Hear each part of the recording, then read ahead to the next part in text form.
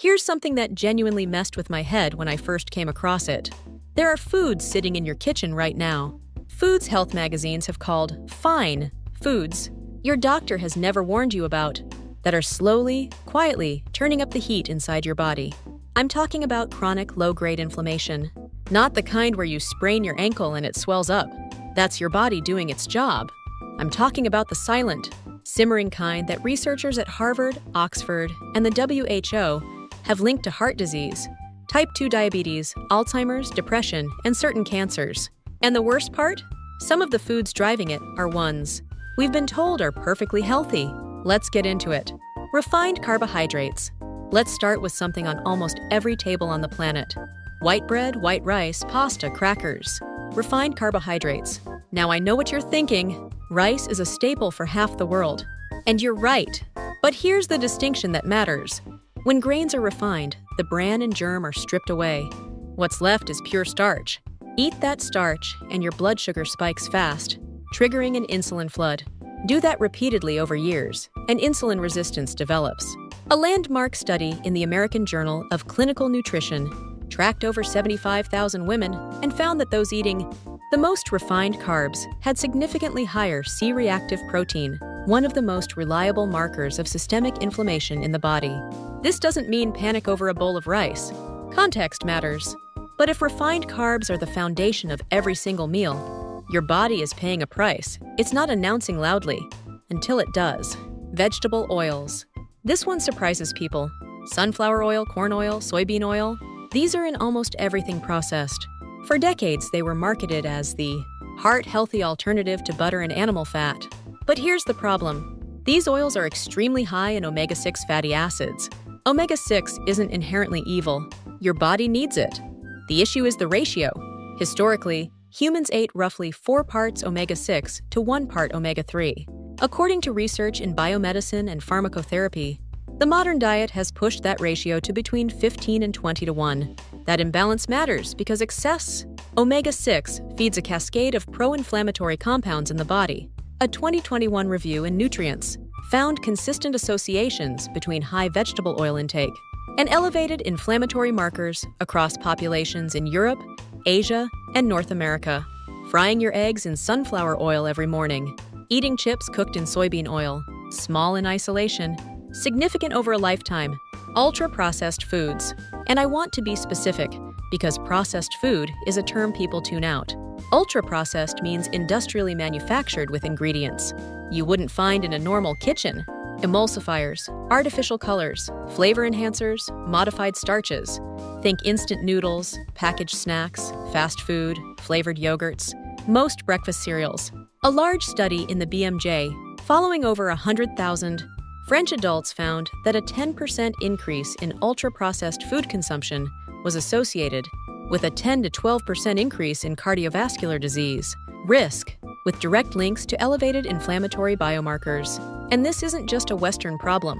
A 2023 report from the Global Burden of Disease Study found that ultra-processed foods are now driving preventable disease burden in middle-income countries across Southeast Asia, Latin America, and Sub-Saharan Africa, where fast food is rapidly replacing traditional diets.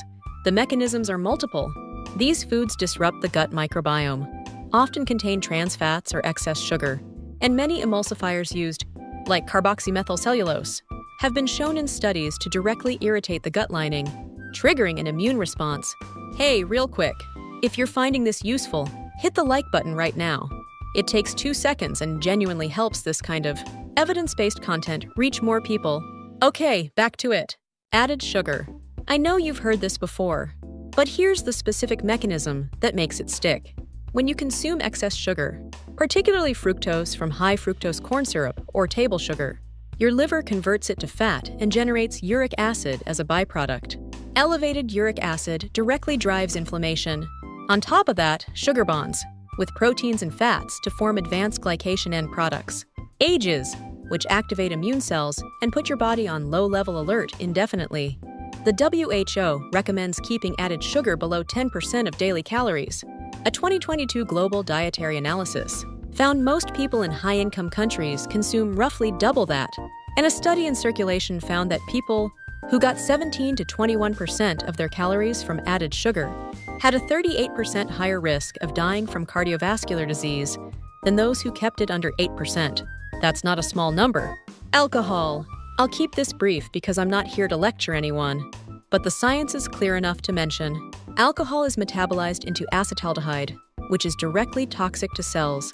Chronic consumption, even moderate, increases intestinal permeability, allowing bacterial toxins to pass into the bloodstreams and trigger a systemic immune response. A meta-analysis in Alcohol and Alcoholism, reviewing 27 studies, found consistent evidence that even moderate regular drinking elevated key inflammatory markers, including interleukin-6 and tumor necrosis factor alpha. The point isn't zero alcohol forever.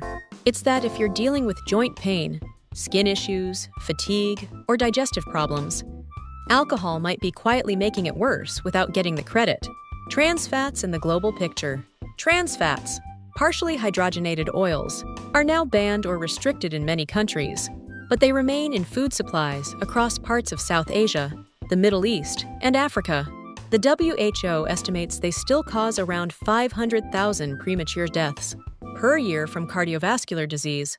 Trans fats are uniquely damaging. They simultaneously raise LDL cholesterol, lower HDL cholesterol, and directly inflame blood vessel linings. A triple threat. If you're in a country with less strict labeling laws, and you regularly eat commercially fried foods or packaged baked goods, checking for partially hydrogenated oil on the ingredient list is genuinely worth doing. What to do instead? You don't need to overhaul everything overnight. Research is consistent that even moderate dietary shifts move the needle.